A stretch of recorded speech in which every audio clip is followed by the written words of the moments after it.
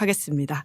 자, 그럼 첫 번째 코너 뉴스 리액션 바로 들어가겠습니다. 주말 사이에도 정말 많은 뉴스가 쏟아졌는데요. 자, 이은기 기자 안녕하세요. 안녕하세요. 네, 취재하느라 고생이 많으십니다. 아유, 네.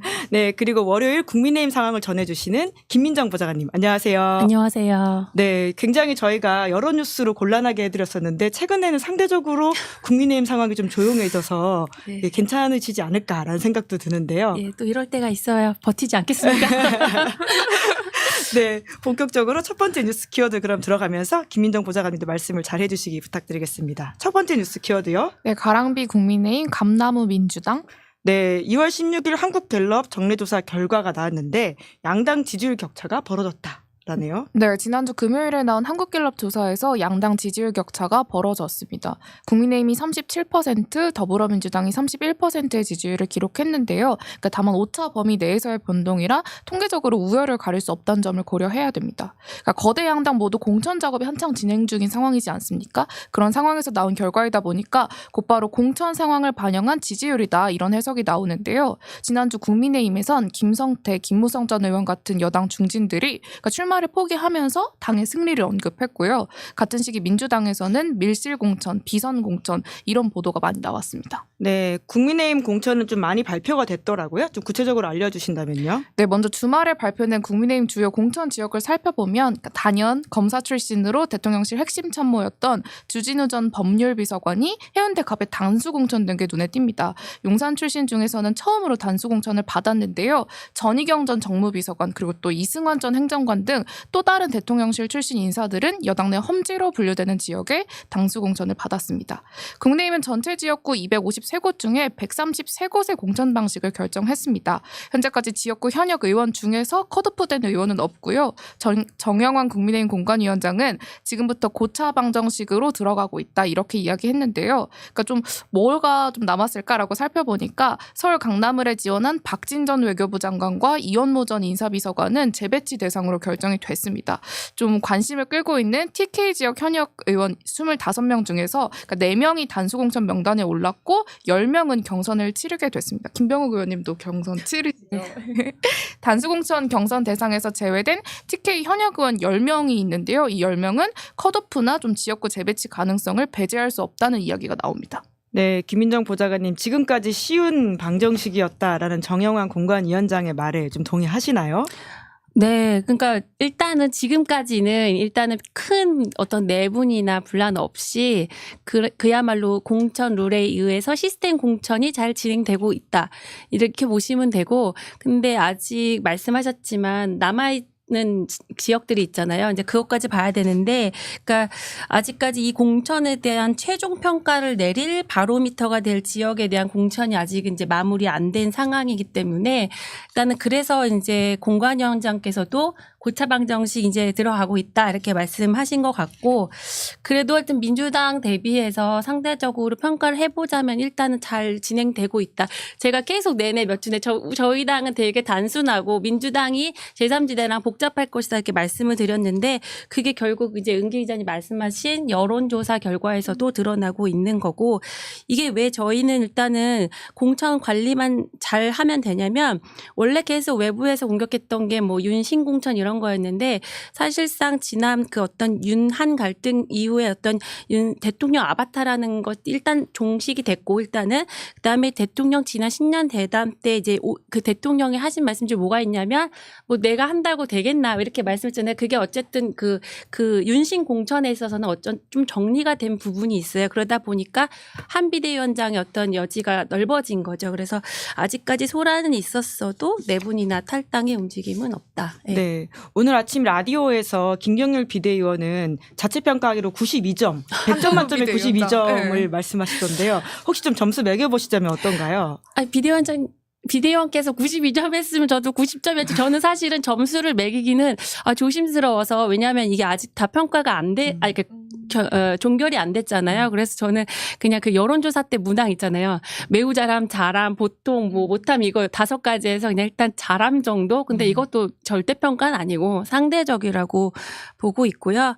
일단은 지금 민주당은 굉장히 복잡한 게 그 진보 세력 통합하는 것도 있고 그다음에 이제 개혁신당 같은 경우도 지금 구도가 되게 이준석 대표한테 약간 고약하게 된 면이 지금 현역들이 다 민주당 출신 인사들이에요. 그렇게 합당을 해버리니까 지금 국민의힘에서 공천에 불복해서 탈당을 하더라도 개혁신당에 들어갈 현역은 없다고 봐요. 저는. 예.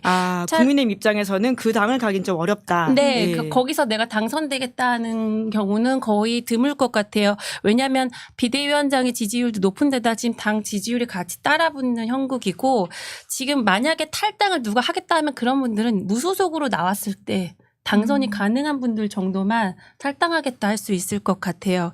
그래서 어쨌든 현재까지 국민의힘 공천 과정에서 이제 윤심 논란이 뚜렷하게 부각된 건 없고, 그 다음에 이제 김무성 대표가 지난번에 이제 이 시스템 공천 잘 되고 있다 이렇게 말씀을 하셨잖아요. 그게 왜냐하면 김무성 대표가 2016년에 옥새파동의 당사자이기도 한데 그분이 사실 요전에 뭐 출마한다 안 한다 하셨던 거는 이게 이제 경선이 잘 될까 시스템 공천 안 될 것 같다 그걸 우려했던 건데 지금 국민의힘 공천을 보니 그거는 좀 안착되는 것 같다. 왜냐하면 그분이 이제 김무성 대표가 2016년에 주창했던 상향식 공천이 결국 국민이 뽑는 후보인데 그게 사실 그 공천 룰에서는 경선이거든요. 근데 경선 의외로 많이 지금 진행하고 있잖아요. 그래서 그런 부분에서 어쨌든 최악의 공천 파동은 국민의힘은 피해가고 있다. 근데 다만 민주당 대비 그게 좀 더 부각돼서 더 이제 크게 잘 되고 있다 이렇게 받아들이시는 것 같아요. 92점도 아마 그래서 평가하시는 것 같습니다.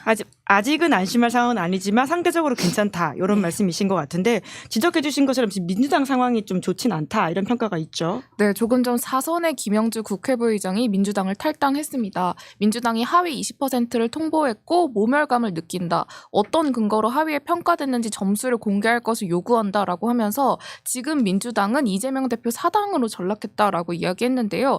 김영주 의원 지역구인 영등포 갑에 용해인 의원이 출마를 고려하는다는 이야기도 나옵니다. 그러니까 용해인 의원 쪽에 물어보니까 영등포 갑, 안산, 광주 서구 갑, 경기 성남 중원 등 8개 지역구에 경쟁력 조사를 돌린 건 맞다고 하는데요. 그러니까 지역구 출마로 진보 진영 지지를 끌어내는 의미의 역할을 할 수 있을지 확인해 본 건데 그러니까 민주당 내부 상황이 있다 보니까 좀 과도하게 해석이 되는 것 같다라고 하면서 그러니까 용해인 의원이 민주당과 상의해서 뭐 공천을 결정하거나 공천에 개입할 수 있다는 건 현실적이지 않은 얘기다라고 했고요. 근데 민주당에서는 좀 이렇게 현역 의원 이름이 빠진 정체불명의 여론조사가 좀 진행되고 있다는 보도가 계속 나오고 있지 않습니까? 당장 당사자들을 중심으로 좀 내부에서 비판이 나오는데요. 송갑석 민주당 의원은 그러니까 지역구에서 여성 후보를 내세운 정체불명의 여론조사 2건이 진행되고 있다. 광주 곳곳이 경선 홍역을 치르고 있다라고 비판했고요. 홍영표 의원은 네 사람 심기에 몰두해서 당이 갈등과 분열로 돌아가는 것들이 걱정된다라고 이야기했습니다. 네, 민주당과 관련된 자세한 사항은 이따가 또 박지원 전 국정원장이 이제 2부에 오니까요. 관련해서 물어보도록 하겠습니다. 두 번째 뉴스 키워드로 넘어가 볼까요? 네, 내홍 겪는 개혁신당. 네, 계속해서 불협 화음이 노출되고 있어요. 네, 개혁신당이 선거운동 주도권과 배복주 전 정의당 부대표 입당 문제를 두고 내부 갈등을 수습하지 못하고 있습니다. 이낙연 대표와 김종민 최고위원은 오늘 최고위원회에서 회의 도중에 퇴장을 했는데요. 이날 최고위는 지난주에 한 차례 취소됐다가 다시 열린 회의이기도 합니다. 개혁신당은 이날 총 4가지 주요 안건을 논의했습니다. 이준석 공동대표에게 선거 캠페인 및 정책 결정을 위임하는 것, 당원 자격심사위원회를 설치하는 것, 그리고 중앙당 산하에 4대 위기 전략센터를 신설하는 것, 그리고 정무직 담당자를 임명하는 것 등을 좀 4가지를 논의했는데요. 그러니까 이낙연 공동대표와 김종민 최고위원은 이날 회의에서 이준석 공동대표에게 그러니까 선거 캠페인이나 정책 결정을 위임하는 것에 대해서 강하게 반대 의사를 표명했다고 합니다. 그러니까 허은하 수석대변인은 4개 안건이 모두 의결됐다고 밝혔지만 이낙연 대표 측은 곧바로 그러니까 개혁신당이 아니라 새로운 미래 이름이 또다시 등장했습니다. 그러니까 새로운 미래의 명의로 오늘 개혁신당 최고위원회는 이준석 사당을 공식적으로 의결했다라고 입장을 냈는데요. 김종민 최고위원은 선거운동 전체를 이준석 대표 개인한테 맡기는 건 민주정당에서 가능한 일이 아니다라고 하면서 전두환이 나라 어수선하니 국보위를 만들어서 다 위임해달라고 국회 해산한 거랑 뭐가 다른가 이렇게 반발했습니다. 네, 국보위 이야기까지 나올 정도면 사실 굉장히 갈등이 최고조에 달했다라는 생각이 드는데, 아니 이게 애초에 좀 다른 세력이 모여 있었기 때문에 갈등은 생길 수밖에 없을 거다라는 이야기는 있었는데, 이 정도의 상황 김민정 보좌관 예상하셨어요? 이미 우리는 빅텐트 형성하는 과정에서 그거를 이미 봤다고 생각을 해요. 다만 지지율이 떨어지다 보니까 명절 전에 밥상에 올려야 되니까 급하게 일단 합당을 한 것으로 보여요. 제가 그때도 전에도 말씀드린 게 이게 예를 들면은 그 이낙연 신당이라든가 그러니까 합당 전에요. 이낙연 신당이나 이준석 신당이 반 민주당, 반 국민의힘, 그러니까 기성정당의 반에서 나온 거잖아요. 그러니까 그런 큰 틀에서는 그 어떤 통하는 그러니까 일관된 어떤 주장이 가능한데 그 내부의 세세한 정책으로 갔을 때는 이견이 발생할 수밖에 없는 거거든요. 그래서 서로 자기네들이 더 먼저 뭐랄까 강조하는 정책들 정강 정책들이 있을 거 아니에요. 그 부분에 있어서 이견이 발생할 수밖에 없는 거고 그게 결국은 지금 이제 선거에서도 주도권 싸움으로 벌어질 수밖에 없는 게 지금 개혁신당의 민주당 계열 현역 의원님이 5분이잖아요. 그럼 제가 아까 말씀드렸듯이 양정숙 의원님까지요. 그러면 비단 이제 민주당 계열 출신들이 많기 때문에 저희 국민의힘에서 탈당 안 할 거다가 아니라 그러면 이제 아무래도 선거에 있어서 캠페인이나 어떤 공약이나 정책 이런 것들이 그래도 기존의 그 민주당 쪽의 어떤 그 진보적인 약간 그러니까 국민의힘과는 조금 결이 다른 그런 내용이 나올 수 있으면 더더군다나 어떤 기존의 그러니까 보수 정당을 지지하면서 뭔가 개혁적인 걸 바랬던 분들이 그 선거에 있어서 지지하기가 쉽지 않을 것 같아요. 그렇기 때문에 이준석 대표가 이낙연 대표한테 뭐 선거 캠페인이나 정책 결정 뭐 위임해달라고 하는 게 결국은 그 방향을 어디로 잡느냐에 따라서 내 지지 세력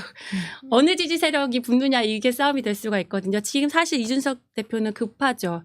지금 민주당 인사들이 많다 보니까 이제 본인의 어떤 세력을 하려면은 본인이 어떤 저건 이준석표 정책이다 할 수 있는 거를 만들어야 되는데 그러려면 본인이 이제 그거 어떤 권한이 있어야 되는 거잖아요. 그래서 그러지 않나 생각이 들어요. 네, 오늘 뭐 이제 관훈 토론에 참석해서도 이야기들을 좀 했죠. 이준석 네. 대표가. 네, 이준석 대표가 오늘 관훈 토론에 참석해서 이 부분에 대해서 언급했습니다. 그러니까 새로운 미래를 제외한 나머지 세력에서는 강하고 속도감 있는 그 보좌관님 말씀하신 대로 이런 리더십을 원한다는 형태로 정리가 됐다라고 하면서 그러니까 표결에 이의가 있을 수는 있어도 격한 모습을 보이는 건 통합의 정신에 맞지 않는다. 표결을 했으면 따라야 한다라고 요구했습니다. 네, 와중에 양 교수님께서 김민정님 목소리가 너무 좋으시네요. 이런 댓글이 있다고 합니다. 감사합니다. 네, 이준석 대표랑 같이 일해보셨잖아요. 전직 당대표셨으니까요. 네. 지금의 행보는 좀 어떻게 보세요?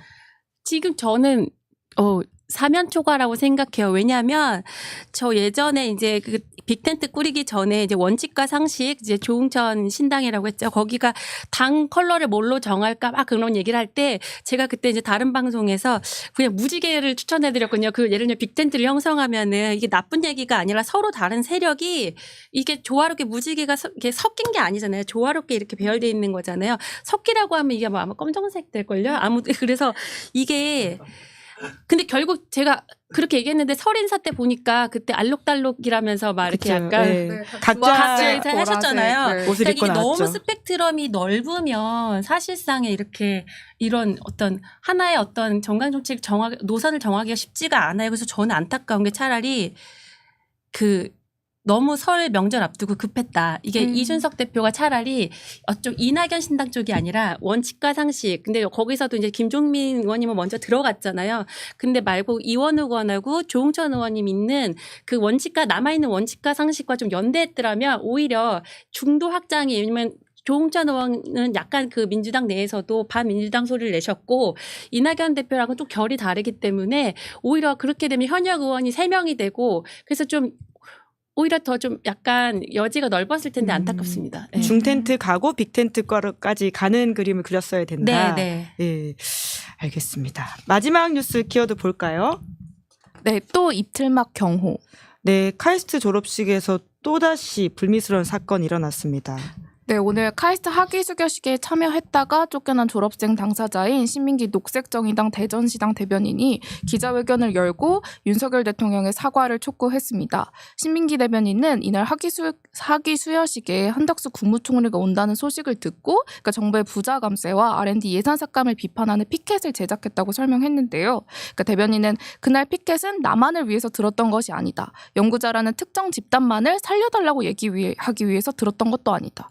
부자 감세와 예산 삭감으로 피해를 본 모든 분들을 위한 것이었다라고 이야기했습니다. 그러니까 카이스트 학부 총학생회 비대위와 대학원 총학생회에서도 과도한 대응에 깊은 유감을 표한다. 학생들은 불편함과 두려움을 느끼고 있다라고 입장을 오늘 발표했는데요. 그러니까 국민의힘은 신 대변인을 두고 정치적 목적을 가지고 의도적으로 방해하는 행위다라고 논평을 냈고요. 윤재욱 국민의힘 원내대표는 오늘 비대위 회의에서 일부 국민들은 교통사고를 유발하고 보험금을 뜯어내는 보험 사기범 행태가 떠오른다고 말하는 분들이 계시다라고 했다가 그 자리에서 그러니까 다른 목적으로 교통사고를 유발하는 행태가 떠오른다는 국민들도 있다. 이렇게 발언을 정정하기도 했습니다. 네, 국민의힘 입장에서 사실 악재인 사건 아닌가요? 솔직히 말씀드리면 이런 이슈가 생기면은 이게 상대 또는 반대쪽 진영에서는 이거를 어쨌든 간에 특히 총선을 앞둔 시기는 서로 민감하고 뭐 하나 없을까 막 이렇게 눈에 불을 켜는 상황이기 때문에 마찬가지 저희도 그렇고요. 민주당도 그렇고 프레임하기가 쉬워요. 그렇기 때문에 사실 도움이 안 되는 건 사실인데 그렇기 때문에 이제 당에서도 이제 어떤 대표님, 원내대표나 이제 다른 그 어떤 대변인께서 이제 그 정도 이제 그런 얘기를 하는 거죠. 그러니까 약간 프레임화를 우려하고 정쟁화를 우려하는 건데 다만 이제 앞으로 대통령께서 현장 그 민생 행보를 늘리시겠다고 했잖아요. 근데 이게 이제 지난번 유상의 강성희 의원 사례가 있었기 때문에 사실 그때 그 사태가 벌어지고 그 지역마다 현수막이 딱 그 사진 아주 그 강렬한 사진과 함께 현수막이 걸리면서 와 이건 강성희 의원이 뭐 이겼네 약간 이런 자주 하는 얘기가 있었어요. 그러니까 약간 그 구도가 이슈를 만들기예요. 네. 네, 그렇기 때문에 또 이제 이번에도 약간 비슷한 상황이 벌어진 건데 사실 이제 앞으로 대통령께서 민생 행보를 했을 때 현장에서 또 이런 상황이 반복되지 않으리라는 법은 없거든요. 그리고 사실 어느 지역에서 누구를 만나든 모든 사람이 다 뭐 당직 그러니까 뭐라 그러죠? 다 컨트롤 안에 있을 수 있는 사람은 어느 아니죠. 당의 뭐 지지자들은 다 다를 수 있잖아요. 그러니까 이건 당적이 중요하다기보다 뭔가 앞으로 이제 현장에서 상황 발생할 때 경호 프로토콜을 좀 세분화할 필요는 있다고 봐요. 그러니까 원칙적으로 경호를 할 수밖에 없는 상황은 이해하는데 조금 더 이제는 더 총선 앞두고 있기 때문에 다들 민감하거든요. 그러니까 조금 더 세심하게 그 어떤 경호 수칙이라고 할까요? 프로토콜을 조금 세분화할 필요는 있지 않을까 이 정도 말씀을 드립니다. 네, 조심스러운 또 김민정 보좌관님의 말씀에 속뜻을 이해하는 것으로 하면서요. 오늘 2월 19일 뉴스 리액션 여기까지 살펴보도록 하겠습니다. 두 분 다 수고하셨습니다. 고맙습니다. 감사합니다. 네, 잠시 후 박지원 전 국정원장과 함께하는 내가 해봐서 아는데 코너가 시작됩니다. 기다리시는 동안 구독, 좋아요, 알림 설정 부탁드리면서 잠깐만 기다려주세요. 믿을 수 있다. 더 착한 보험.